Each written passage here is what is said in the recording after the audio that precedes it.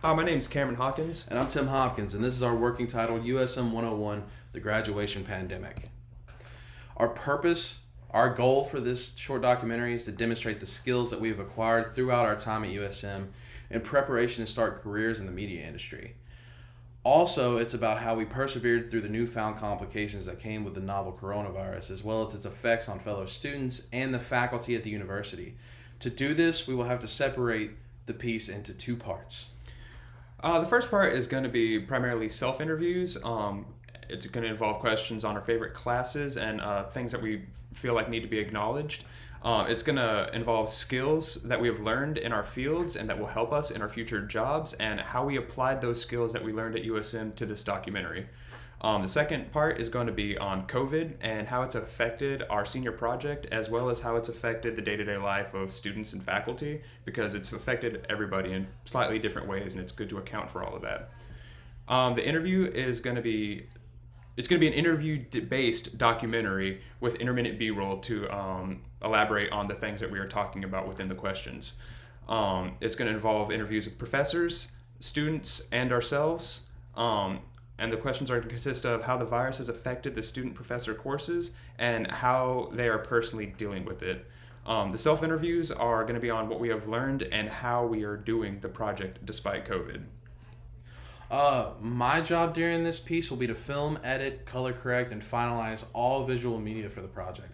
My aim is to do this with the tools at my immediate disposal for the sake of showing that we can make a good product with what we have at hand. Granted, I will be using tools from the EQR as needed to show that I'm versed in utilizing the resources that the college has granted us. My job is going to be handling every single audio aspect of this documentary. I will be setting up the mics for all the interviews, doing sound checks, and doing all the post-production, including Foley and mixing, as well as any musical compositions that are necessary, and that's just to help prevent any issues with any copyrights. We will be editing audio and video in parallel as much as possible, and this is necessary because production and post-production kind of have to happen at the same time. That way no one gets completely bombarded with way too much work at the end. And quick little example is while we're working on one scene, the audio and visual post-production aspects, we'll be filming the next scene and just trying to keep that in tandem so that we're always working on two assets of it at the same time. And biggest reason is just, if not, somebody will get kind of screwed at the end of it, and we're trying to prevent that. We want to have ample time at the end for reshoots.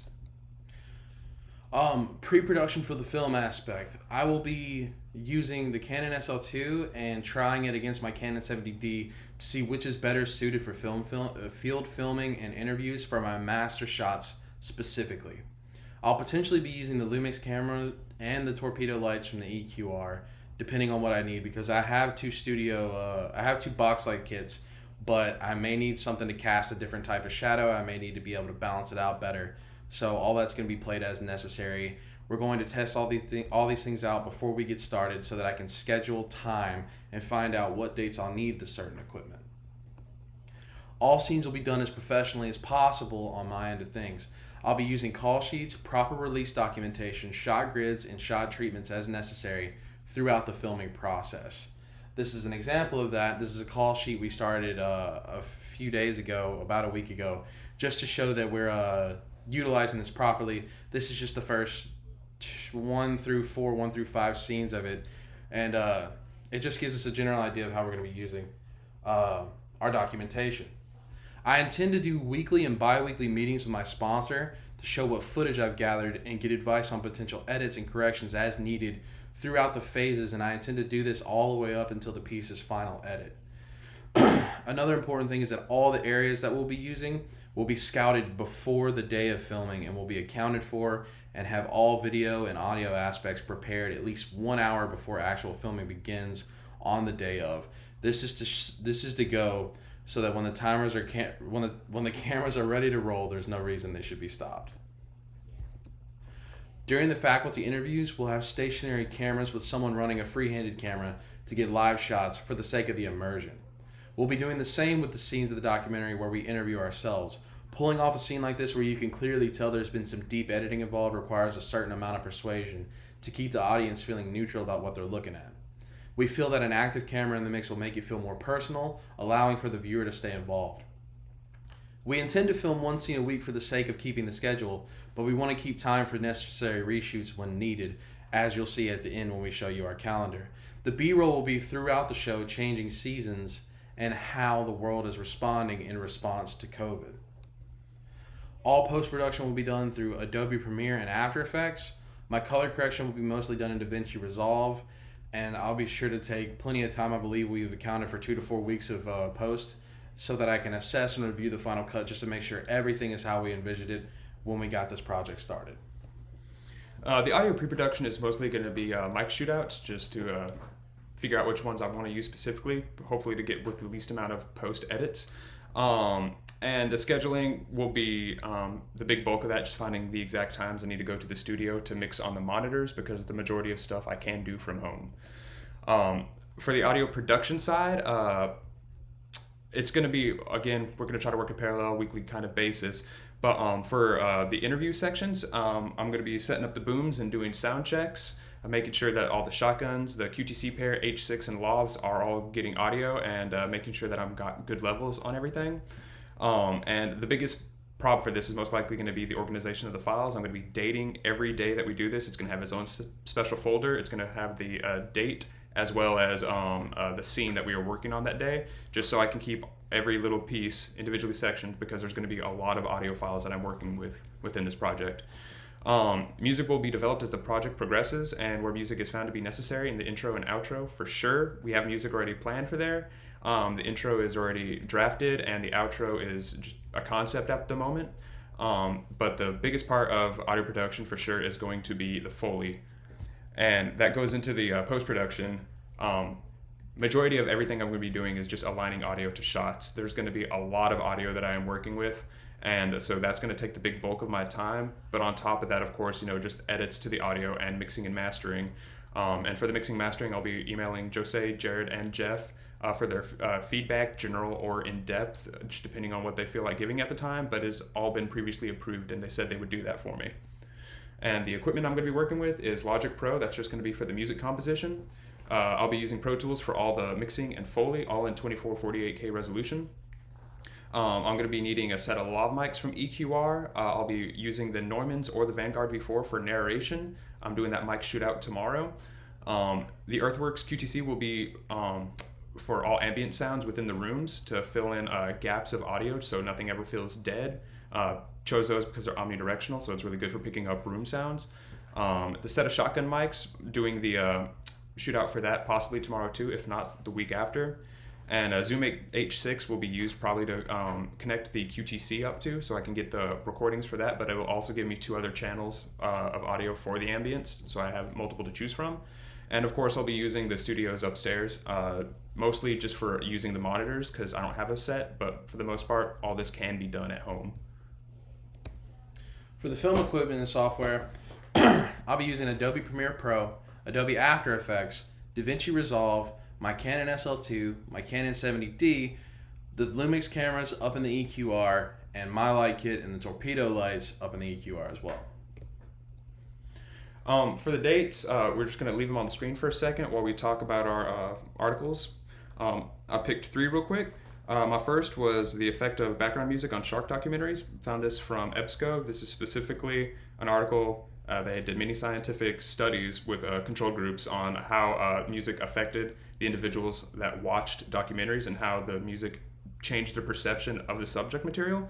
That's important because knowing how, having an idea of how my music will affect the individuals watching it is important. I must keep that in mind while I'm working on this. My second one was Learn the Basics of Foley and Film Design. It was a documentary on Amazon Prime, and it just went through the past and present methods that people use for Foley, all of which can still be applied today.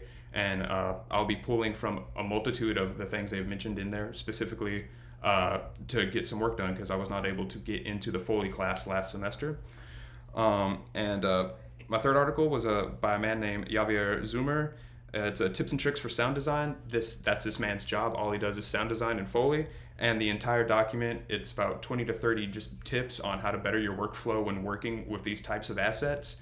And I will be using that extensively because there are some very in-depth tutorials on how to better your workflow there, and it's invaluable information.